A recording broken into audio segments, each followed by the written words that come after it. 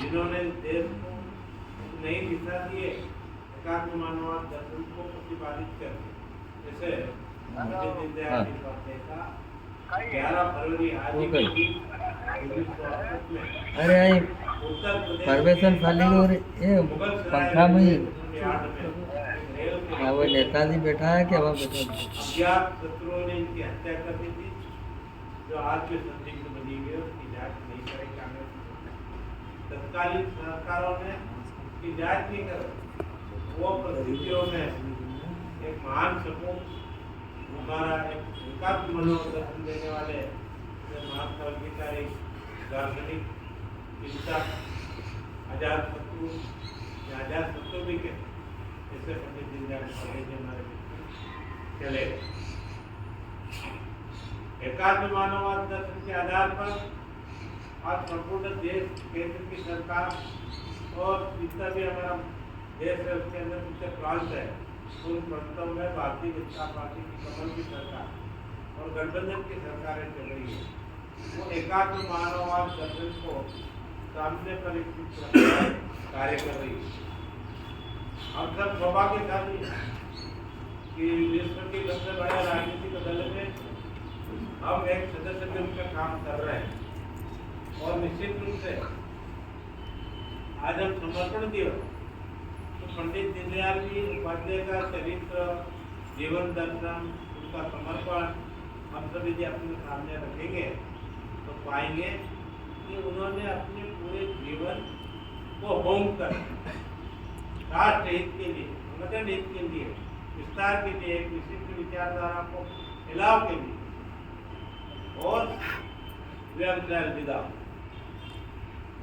अब इनका जन्म आपको बताता हूँ मैं 25 सितंबर 1916 को मथुरा के पास चंद्रभान नागला करके एक रेलवे यार्ड, एक स्टेशन है छोटा सा, वहाँ इनका जन्म हुआ था, एक गरीब ब्राह्मण परिवार। युवावस्था में जब ये पढ़ने की स्थिति में आए, पढ़ाई लिखाई में बताते हैं कि बहुत सुधाग्र बुद्धि की और जितनी भी परीक्षाएं इन्होंने दी उसमें थोड़ा पदक प्राप्त की। जैसे कुशाग्र बुद्धि के नेता आज अपन तुलना करें,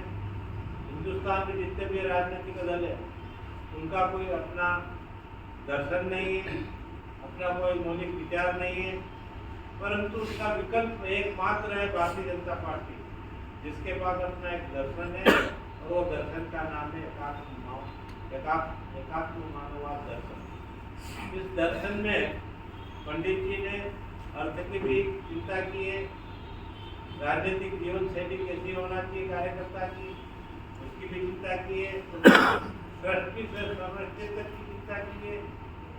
निर्जीव से सजीव तक की चिंता की है, नभ आकाश पाताल पानी तारे सितारे सूर्य सबका चिंतन किया, वृक्ष इत्यादि का उन्हें चिंतन एकात्म मानववाद जो 7 खंड है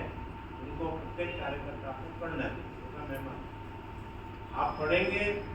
तो आपको भारतीय जनता पार्टी क्या है, एकात्म मानववाद दर्शन क्या है, पंडित दीनदयाल उपाध्याय की क्या चाहते थे, वो सब चीज आपको समझ में आएगी। इसलिए भारतीय जनता पार्टी के प्रत्येक कार्यकर्ता को इस 7 खंडों को पढ़ना चाहिए। इंदौर जाते हैं कभी आप तो संघ कार्यालय रामबाग में हमारे 7 खंड उपलब्ध रहते हैं, कार्यकर्ता खरीद के लाभ बड़ी एक कार्यकर्ता को पढ़े, फिर आपको भारतीय जनता पार्टी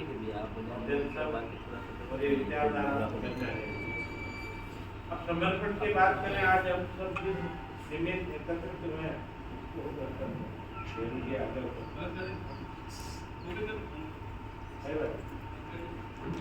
समर्पण क्यों नाम रखा है कि जिन्होंने अपने जीवन का 3 तील इस राष्ट्र के नव निर्माण के लिए, भारत माता को विश्व गुरु बनाने के लिए समर्पित कर दिया है। पंडित जी दीनदयाल उपाध्याय जी का समर्पण दिवस के रूप में केंद्र, राज्य और जिला स्तर पर